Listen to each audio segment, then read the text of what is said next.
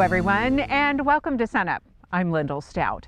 We begin today in a bit of a planning mode, getting ready for a successful summer crop season in Oklahoma. Here's SUNUP's Dave Deacon and our Extension Cropping System Specialist, Dr. Josh Lofton. It's kind of that great time of year where you can be in a hoodie or a short sleeve shirt because the seasons are changing. And Josh, the intentions of the growers are changing too. People are thinking about summer crops. Yeah, there's a lot of discussion right now about summer crops, and we got a great looking wheat crop out ahead of us. We got really good conditions for a lot of the state. You see the drought monitor index is still hanging around, which we have some worries about. However, some of the areas of the state have gotten some nice timely rainfall. So we have good conditions.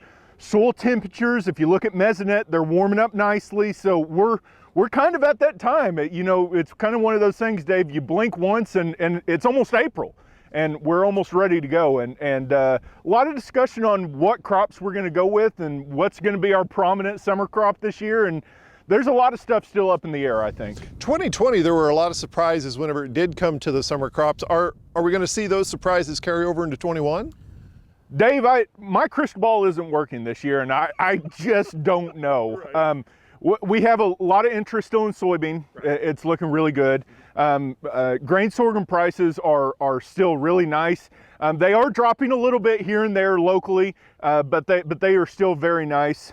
Cotton is still, top of the list in consideration. Still a lot of folks wanting to do corn, just fits into their system. I think the one that we might lose the most acres in this year is maybe sesame. Right. We have some growers that didn't have the best of luck in the last couple years on sesame. That's not to say that we're not going to have the acres, but probably not as high planted acres as we had last year in sesame. However, the other four that we talked about are probably in a little bit of a flux. We are hearing a lot of increase in grain sorghum, maybe a static cotton year and a decrease in corn. But it really just depends on what month and what week of that month do we get the rainfall. If we have really nice conditions and soil temperatures look nice here in the next week or so, I would imagine there's going to be a lot of corn going in the ground. Right. Just because we can't forego the opportunity of good soil conditions, nice warming trend, especially when we have unknown ahead of us. Especially with those producers that really stick to those cropping systems. And what would be some options where they can kind of play within within what they're going to plant within those systems? Well, you always have some play, yeah. But especially once you found a system that works for you, we're talking about residue diversity and moving in and out of high residue crops, making sure that your herbicide mixtures, your fertility and all that work with your system. You have some flexibility, but you kind of need to know where you're going. This is the time of year where we start looking at wheat fields and saying, do I want to graze out, terminate and plant a full season? Our wheat looks great. Yeah. And so we have a good chance of seeing an increase potentially in our double crop because a lot of those growers that maybe sit on that fence on their wheat crop, it looks great this year. And I think Dr. De Silva has talked about how good it looks. And I think with that, we start shifting some of those summer crop acres into potentially double crop acres. Just real briefly, where are we with some of the crops that are in the ground right now, the winter crops like canola? Yeah, canola, the canola that's around looks really good. There is some issues with some blackleg around in areas, especially with growers that have had canola continuously on their ground. However, we don't have just the acres of canola that we had 2 or 3 years ago where blackleg is really going to be an issue. If you do have canola, right now is the time you need to be looking for those pests, those aphid pests and those various other pests that can kind of go. We're starting to see that canola start going reproductive. A bulk majority of our plots that we have bolted and started to flower. And so we're moving pretty fast on that. So with the canola, they're going to be bringing the bees and the photographers. That's always a good side option for canola. Great pollinator habitat, and we always have good folks wanting to take some pictures in it. Excellent. Thank you very much, Dr. Josh Lofton, Cropping System Specialist here at Oklahoma State University.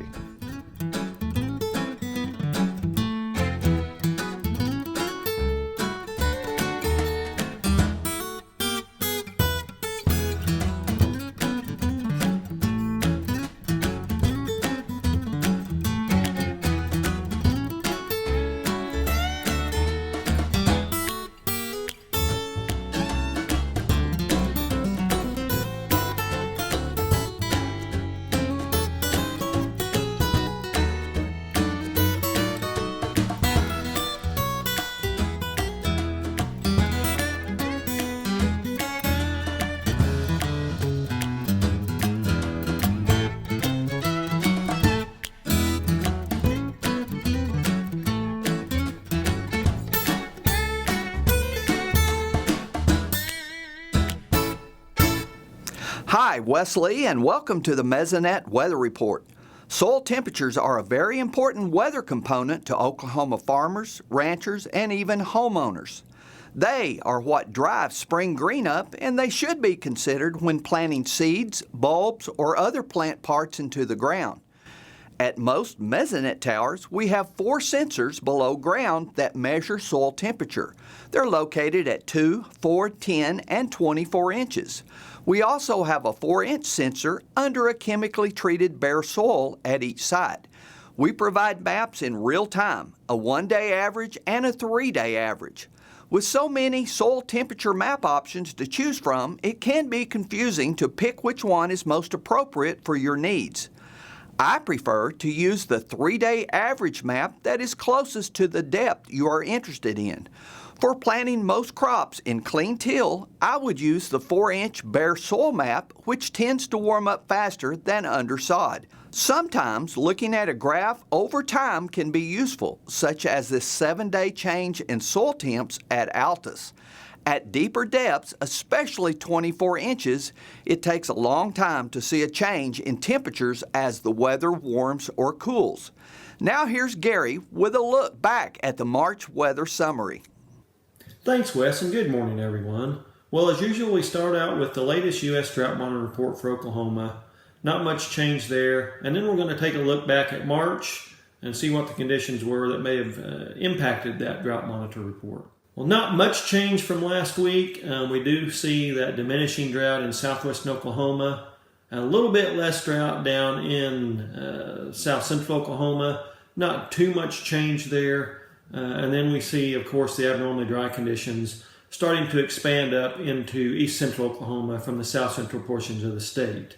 While the map's not perfect, it's certainly better than what we started out with in March. We did see a good amount of rain, as you can see from the latest Mesonet rainfall map for March, across southwestern up into north central Oklahoma and over into northeastern Oklahoma.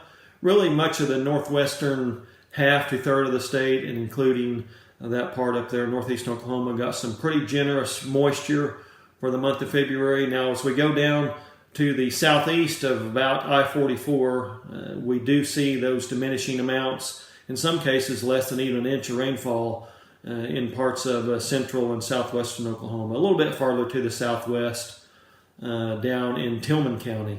If we take a look at the March departure from normal rainfall map, again from the Mesonet, we see surplus amounts, again in the northwestern half of the state, basically 2 to 4 inches, a little bit more there in Osage County, and then deficits basically an inch or 2 to the southeastern half of the state. So that was pretty much the typical rainfall pattern for the month of March. So we did have quite a few windy, hot days in March. That comes with the territory during that month. Hopefully we can get some better moisture up, especially across south central Oklahoma, and reduce some of that drought that's starting to build in that region. That's it for this time. We'll see you next time on the Mesonet Weather Report. Dr. Amy Hagerman, our Extension Ag Policy Specialist, joins us now. Amy, you have an update on the Coronavirus Assistance Program. Yeah, so USDA has finally made the announcement we've been waiting for on how they're going to distribute the remaining dollars from both the CARES Act that happened in March of 2020 and also the Consolidated Appropriations Act from December. So the Coronavirus Food Assistance Program, round 1, was back in the spring of 2020, went all the way through the summer. People put in applications for their livestock and certain crops.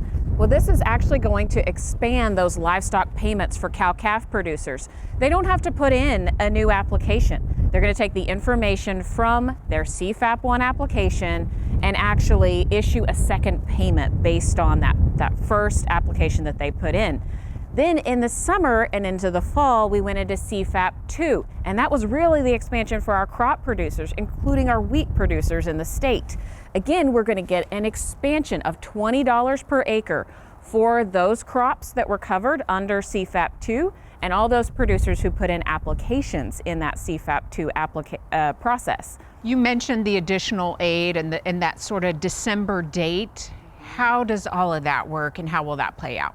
So initially we thought this might be a new application process, something like a CFAP 3. just like we had CFAP 1 and CFAP 2. What they've actually done is taken the Consolidated Appropriations Act funds and rolled it into the CFAP 1 and 2 process. So what you're going to get is an additional payment on your CFAP 1 or CFAP 2 application, depending on whether it's livestock or crops. And then that is where the Consolidated Appropriations Act money from December is going to come from. It's not necessarily a new application for CFAP 3, it's an add-on from your previous application. But that if you missed out on CFAP 2, that doesn't mean you've missed out completely. They're actually going to expand the CFAP 2 application process. So starting April 5th, going out for about 2 months, they're going to open that program back up for new applications as well. So your guidance for producers during this 2-month time frame, what should they be doing? I think have that conversation with your FSA office. Find out if you haven't put in a CFAP 2 application, if you're eligible, and go ahead and get that done. They opened it up to some additional crops. They've opened it up to some additional livestock types. They're really targeting those producers that maybe haven't had an opportunity to work with FSA before, and they're trying to expand that program out. So have the conversation if you haven't already. If you did have an approved CFAP 1 or CFAP 2 application, it's going to be a lot like the stimulus checks we saw come out, where it will arrive. So just keep an eye out on your bank account for that. Okay, thanks a lot for the advice, Amy. We'll Thank see you you. again soon.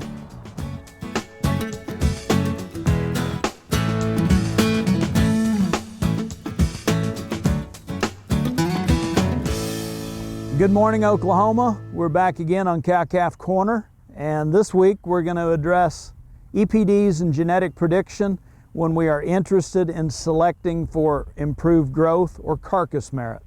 As we have said in past weeks, we've got a litany of genetic values reported in most all beef breeds anymore, so we're going to zone in and get specific. And first we'll talk about the EPDs that predict growth at various points in life. First two that we have are two of the oldest EPDs that have been around now for several decades. That would be an EPD for weaning weight and EPDs for yearling weight, two common endpoints at which we sell cattle. If we are interested in improving our pay weights at either weaning or yearling, we can take a look at those numbers where higher values indicate more growth in the offspring of those particular animals. A couple of newer ones that we have are genetic predictors for dry matter intake and residual average daily gain, or RADG. What do these tell us? A dry matter intake EPD is something that predicts the post-weaning feed intake of the offspring of a particular animal. If we think about it in this sense, a higher value means more appetite, more feed consumption. We would relate that to increased growth. A residual average daily gain, or RADG, would be a means to actually select for post-weaning feed efficiency. This particular genetic predictor assumes that we've got a constant feed intake, about 25 pounds a day post-weaning. So if we see a higher value, it indicates we're getting more average daily gain from that particular animal's offspring relative to that feed intake. So again, a means to actually select for improved feed efficiency. As we think about the topic of improving carcass merit, we got several EPDs available to us. First would be an EPD for hot carcass weight, or what commonly gets referred to as CW. If we're looking at a couple different potential sires, the bigger hot carcass weight EPD is going to tell us that if we finish out the offspring of those two bulls, we're going to see more pay weight in the form of hot carcass weight in those finished cattle.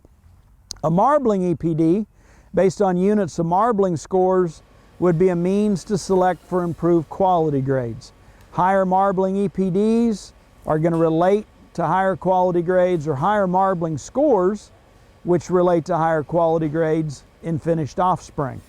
A couple of EPDs we have as a means to select for muscle or potential cutability would be a ribeye area EPD, where bigger numbers lead to more muscularity or bigger ribeye size in the carcasses of fed cattle out of a particular sire, and then a fat thickness EPD, where lower numbers indicate a trimmer carcass on finished cattle out of a particular sire, and again, less fat would also be a contributor to increase cuttability. As always, I encourage beef producers to look at their own situation, decide based on your marketing endpoint for a set of calves in the future, what is genetically relevant to you in terms of traits that are going to improve potential profitability. I'll see you next week on Cow-Calf Corner. Spring is officially here, which means wildfire season's going on right now. So John, how are things looking so far throughout the state? So far it's been a pretty mild year. There's been areas where it was drier. There was times we had some drier conditions and had a little more fires going on, but it seems like that it's been a pretty mild year, especially after the past several that we've had in the last 5-6 years. So with that, again, it's still not over. We still have dormant grass. We're not over dominated by greenness yet. Well, you say like need to be careful because right now we're like a lot of landowners are just like in the full process of starting to burn. Yeah, we've got burning's been going on full tilt too as well. And so another thing that people need to think about when they're burning is, you're looking for that good weather for that day of the burn, but you also need to pay attention to the weather the day after and the next, the day 1 to 3 days post burn to make sure that you're not having some fronts coming through, big wind shifts, high wind days where it could kick up embers, cause a bunch of problems and things like that. And again, even though things are greening up, things are doing some things, it's still not the right time of year to be burning brush piles and debris piles like that. Again, that's best for late April, May and June, best time of year to do that. So, again, be thinking about that kind of stuff. And if a producer or landowner's wanting to go out and burn, they can check the Mesonet website to see if the conditions are right. Correct. For that. Again, on the Mesonet, you've got forecast options on there to look at forecasts. Probably one of the best things you've got on there is the fire prescription planner.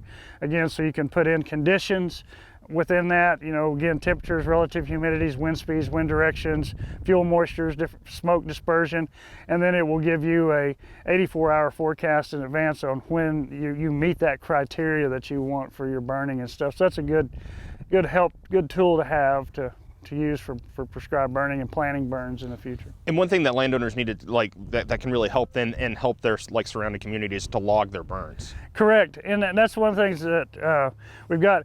The Oklahoma Prescribed Burn Association website, we've got on there, there's a burn entry form that is on there. It's about a 20-question survey asking about the burn, just the county of the burn, how many acres, the date of the burn, just a few weather questions and other general questions about things like that. It's real quick and easy to put out.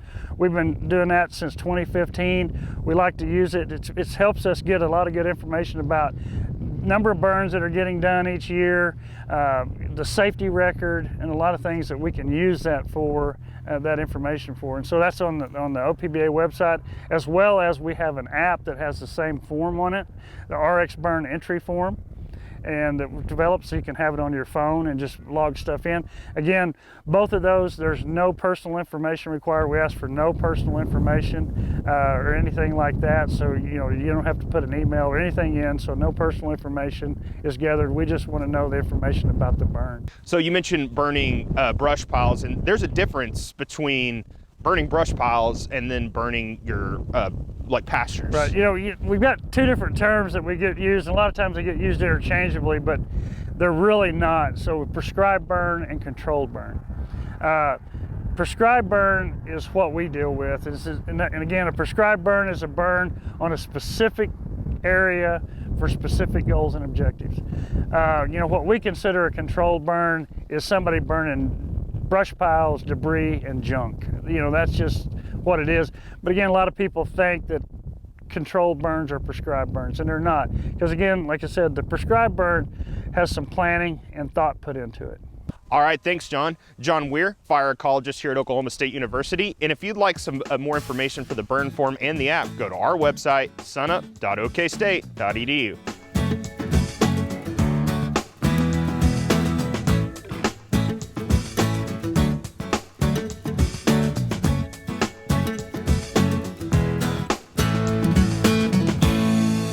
Kim Anderson, our crop marketing specialist, joins us now. Kim, I understand some USDA reports were released and there's some big news. Let's start with the plantings. Well, there's some big numbers in that. And going over the numbers, I think it's important to compare it to what was expected. And last year, you look at all wheat, the planted acres came in at 46.4 million acres. The market was expecting 44.97 million, and last year it was 44.35. So significantly more wheat acres planted than expected. And you'd think that'd be in the spring wheat that hadn't been planted yet, but it's not. Spring wheat came in at 11.7 million acres. The market was expecting 11.64, so slightly above that. Just a small bit above expectations, is above 12.25 million acres last year. Hard red winter wheat came in at 23.2 million acres compared to market expectations of 22.3, and that's a 900,000 acre increase in hard red winter wheat planted acres. Soft red winter wheat at 6.4 million acres. The market expected 6.2, that's 200,000 acres above expectations. So that's negative wheat. You look at corn, it came in at 91.1 million acres. The market expected 93.2, significantly below expectations, but above last year's 90.8. Soybeans came in at 87.6 million acres. The market expected 90 million acres, well below that expectation, but above the 83 million acres planted last year. And cotton came in at 12 million acres. The market expected 11.9, so about 100 million above expectations and slightly below last year's planted acres. How did the stocks turn out? Oh, on wheat, again negative. 1.31 billion bushels. Now this is March 1 stocks. 40 million bushels above expectations at 1.27, but below 1.4 billion bushels from last year. Corn came in 67 million bushels below expectations at 7.7 billion bushels, and well below the 7.95 billion bushels last year.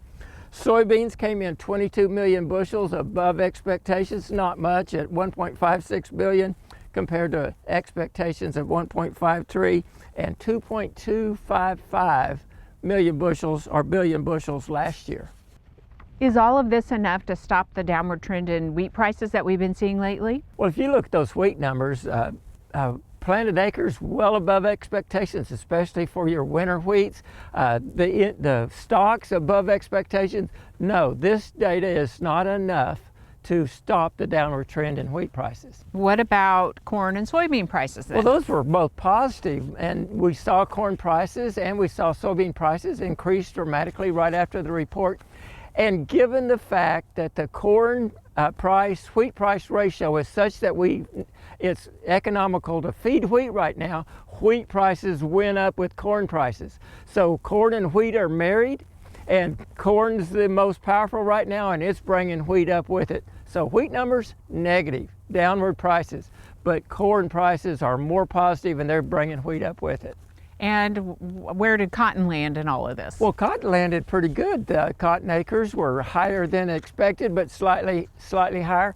That may be a little negative for prices, but that means we're going to have cotton out there for wheat producers, and the prices are relatively good to generate some profit there. Any concerns with all of this in mind? What I'm concerned about is the weather. You look at the near-term weather and the long-term weather, it's for above average temperatures and average to below average precipitation. That means that from here on out, if it stays dry and this wind blowing, it could dry this land up and we could see our yields deteriorating. That's what I'm concerned about. Okay, well, keep us posted. We'll see you next week, Kim. Thank you.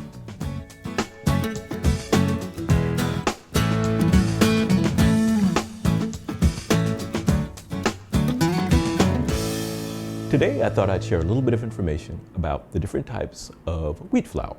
One of the biggest differences between the types of wheat flour is the protein content. A higher protein content in the flour results in a finished product with a firmer, chewier texture, while a lower protein content results in a finished product with a softer, more tender texture. Whole wheat flour has approximately 11 to 14% protein and tends to have more pronounced flavor and darker color because it contains the entire wheat berry. Its coarser texture and higher protein content make it a good fit for products such as carrot cake and gingerbread. Patent flours, also known as refined flours, only contain the endosperm of the wheat berry. Examples are bread flour, all-purpose flour, pastry flour, cake flour, and self-rising flour. Bread flour has approximately 12 to 14% protein.